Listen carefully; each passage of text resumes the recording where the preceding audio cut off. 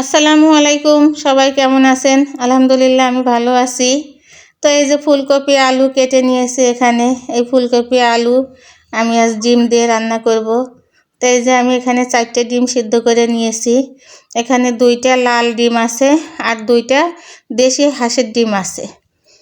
লাল ডিম 2টা দিয়েছি, আমার মেয়ে খাবে, ও হাঁসের ডিম খায় না, ওর কাছে একটু গন্ধ লাগে তাই। আর হাঁসের ডিম 2টা আমি আর আপনাদের ভাইয়া খাবো। তো আমি ফুলকপি দিয়ে ডিম দিয়ে রান্নাটা করি, আপনারা সবাই দেখতে থাকেন। তো এই যে আমি ডিমে একটু হালকা হলুদ লবণ মাখিয়ে ডিমগুলো একটু তেলের উপরে লাল লাল করে ভেজে নিব।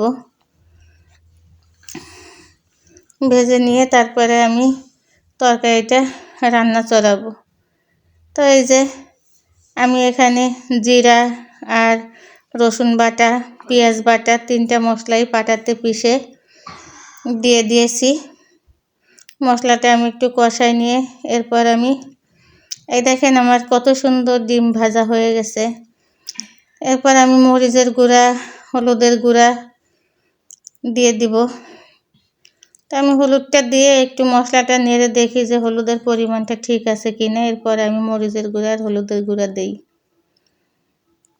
একটু পানি দিয়ে আমি মরিচটার গুঁড়া দিব, কারণ একটু পানি না দিয়ে মরিচের গুঁড়া মরিচ তো শুকনা, ওটা দিলে ট্যাস করে।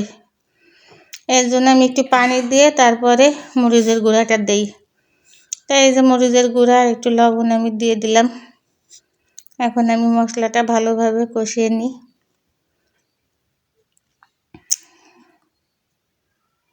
শীত চলে গেলে তরকারি খাওয়ার মজাটাও শেষ হয়ে যায়। গরমে যত রকম সবজি উঠুক না কেন, শীতের সবজির মতো মজাদার আর কিছু নয়। তাই এই যে আমি ফুলকপিটা এখন দিয়ে দিলাম, আলু আর ফুলকপি একসঙ্গে মশলা কষানো হয়ে গেছে।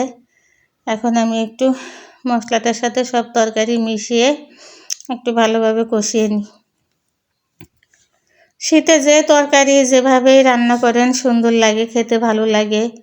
যেমন ধরেন বেগুনটা শীতকালে গরমের তুলনায় খেতে স্বাদ লাগে। তাই যে আমার তরকারিটা কষানো হয়ে গেছে, এখন আমি একটু ঝোলের পানি দিব। আমার ফুলকপি আলু সিদ্ধ হয়ে গেছে। যেহেতু ডিম দিয়ে আমি তরকারিটা রান্না করব, তাই অতিরিক্ত ঝোল দিব না, গা মাখা করে একটু ঝোলটা রাখবো। ফুলকপি এভাবে ডিম দিয়ে কে খান আমি জানি না, তবে আমার খুব পছন্দ, আমি খাই। আমি অনেককেও দেখেছি, অনেক ব্লগেও দেখেছি ফুলকপি দিয়ে ডিম দিয়ে রান্না করতে।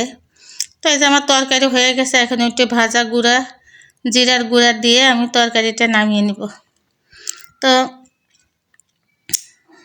ভিডিওটা যদি আপনাদের ভালো লাগে, আপনারা সবাই লাইক কমেন্ট একটু শেয়ার দিয়েন। আমার জন্য সবাই দোয়া করবেন, আল্লাহ যেন আমাকে সুস্থ রাখে, আমি যেন প্রতিদিন কোনো না কোনো কিছুর ভিডিও দিতে পারি। তো সবাই ভালো থাকেন, আল্লাহ হাফেজ।